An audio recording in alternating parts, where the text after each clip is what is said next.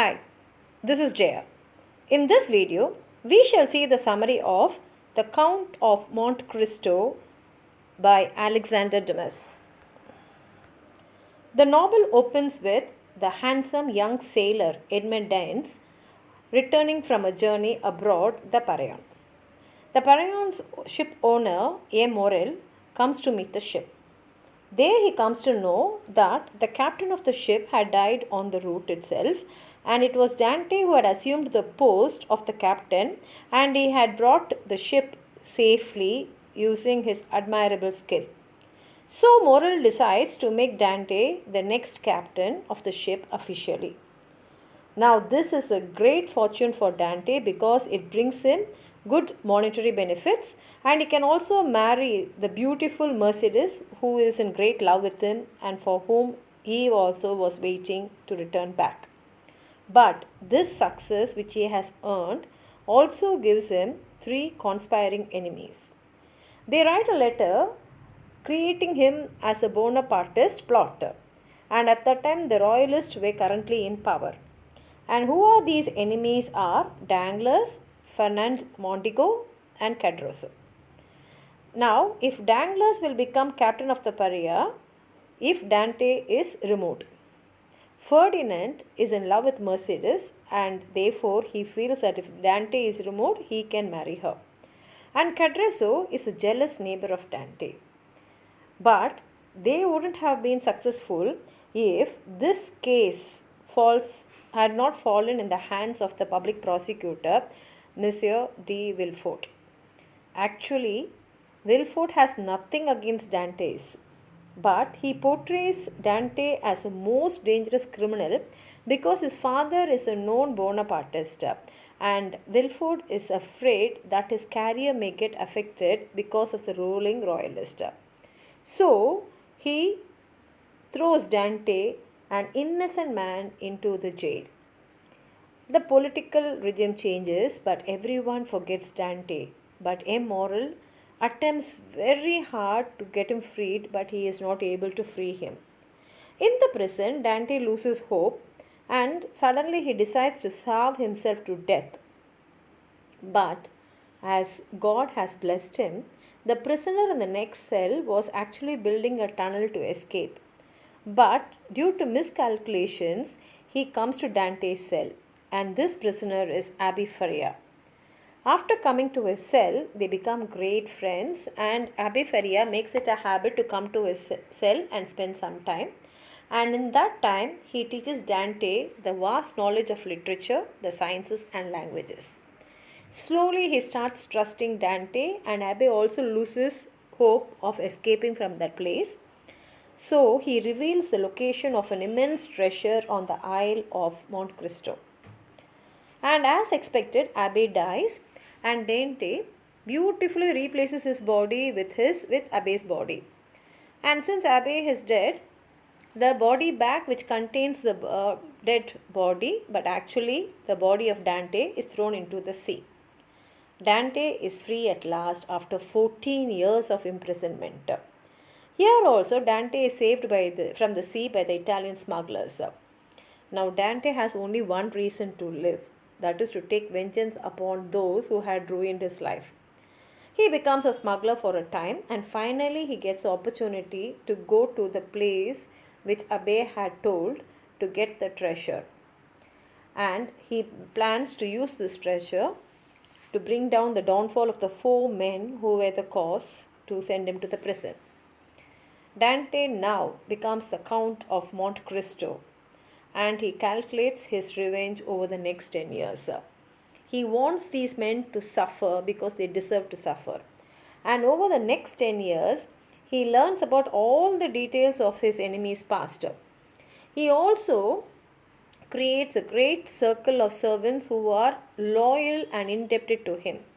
And using his fortune, he buys back freedom of men such as Peppino and Lucky Vampa, the great Italian bandit, who also become indebted to him. And all these men owe their lives to COUNTE, and so they are prepared to do anything for his plans for revenge. Before exacting revenge, the Count rewards one family that has remained true to him. and that is none other than Morrel, who was trying to save him from the prison. He now finds that Morrel's firm is in financial disaster, and so he provides a diamond and a new ship to the family, and this he does without revealing his identity. Now he is ready for his revenge. He understands his duty to act as a divine justice, and he feels that he is giving justice by taking his revenge.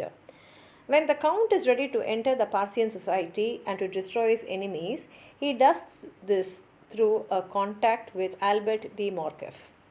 He is the son of Count de Morcerf, a new title given to the very same Fernand Montigo who conspired against Dantes. By winning Albert's trust, he is introduced to all his former enemies, including Danglars, Count de Morcerf, and the Monsieur de Villefort. Actually, now these men are at the center of the social and political life in Paris, and they are also very rich. But Monte Cristo's arrival in Paris causes a great stir, for his fortune is immense, and none of his enemies actually recognize him because it is more than 15 years. In fact, now they are even eager to associate with this great man. Mercedes, now the Countess de Morcerf, recognizes him, but she does not reveal his identity to anyone. The Count of Monte Cristo also disguises himself as an abbé and returns to find Catresso still a poor man. He gives Catresso a diamond, yet he knows this shall not bring Catresso happiness, because Catresso's greed is far too great. The diamond is part of Catresso's slow punishment. First, Catresso kills a jeweler, his wife, and is then thrown into prison. The Count, disguised as Lord Wilmore, later helps Catresso escape from prison.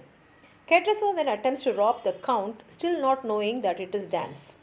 During this robbery attempt, Catresso is murdered by his accomplice Benedetto. As Catresso is dying, the Count whispers his identity in Catresso's ear. Catresso, on hearing his name, then cries out to God. Now, Ferdinand Mondego becomes a military hero and has married Mercedes, who had given up hope to see Dante again. Mercedes was unaware of the treachery of her husband. They have a fortune and exist in Parthian society as the Count and the Countess de Morcerf. The Count destroys Morcerf by revealing his military treachery to all of Parthian society. Monte Cristo had brought Haydée as a slave. This girl was once a daughter of Ali Pasha, who was betrayed by Morcerf. She testifies that the Count sold her into slavery. Her father had been the Count de Morcerf's benefactor. Morcerf had killed her father, surrendered her father's Greek city to the Turks, and sold his wife and daughter into slavery. When this news is revealed to Paris, the Count de Morcerf is thus ruined. His wife and son flee and he shoots himself. Monsieur de Villefort had married twice. He has one daughter by his first wife and a son by his second wife. Valentine is his daughter. The Count destroys de Villefort by introducing Andrea Cavalcanti into society. Benedetto, alias Cavalcanti, is the son of Monsieur de Villefort and Madame Danglars. Long ago, Villefort had attempted to bury the newborn baby alive, but Bertico, now Monte Cristo's servant, had dug the baby up and saved it. Villefort's crime is revealed in a court of law, since Cavalcanti is on trial as an escaped convict. Villefort is thus destroyed. His wife, as treacherous as he, had also poisoned his entire family. Her motive was to gain a fortune for her son. The Count, however, had saved Valentine, since Maximilian Morrel, the son of M. Morrel, was in love with her. Villefort goes insane. Danglars has become a rich banker. He has a wife and a daughter. His wife is of noble birth, yet when Danglars married her, her repute as a woman was suspected. The Count destroys Danglars by opening credit with him for 6 million francs. Right when Danglars needs this money, the Count also takes a receipt for 5 million francs from him to cash.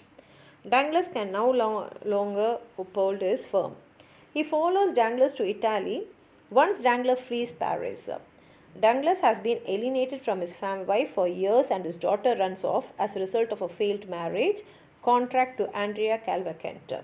Monte Cristo had also arranged this failed enterprise. Danglars thus has no reason to stay in Paris. Danglars tries to redeem his 5 million francs from Monte Cristo's firm in Italy. Once he does this, Monte Cristo's bandits follow him and they destroy him financially by holding him captive and requiring him to pay vast sums of money to survive on a little food. Danglars is left with nothing and his hair turns white during his brief captivity with the Monte Cristo's bandits. Monte Cristo does not fail to inform Danglars his true identity. Thus, the Count's revenge is now complete. He has succeeded in his quest for slow revenge. His enemies have suffered for their sins. He has one last meeting with Mercedes. Mercedes shall lead a life of prayer in a convent, for her son has gone to rebuild his future in the army. And the Count has assumed the role of Providence by destroying all that had been built by his enemies during his long years of imprisonment. He must now leave. After leaving much of his belongings to Maximilian Morrel and Valentine, to whom he wishes eternal love and happiness, he leaves abroad a ship with Haydée, his new own love. The story ends here. It's a beautiful story written by Alexandre Dumas. If you have anything to add on to what I've said, please write it in the comment box. Like the video, share it with your friends, and if you have not subscribed my channel, please subscribe and support. Thank you.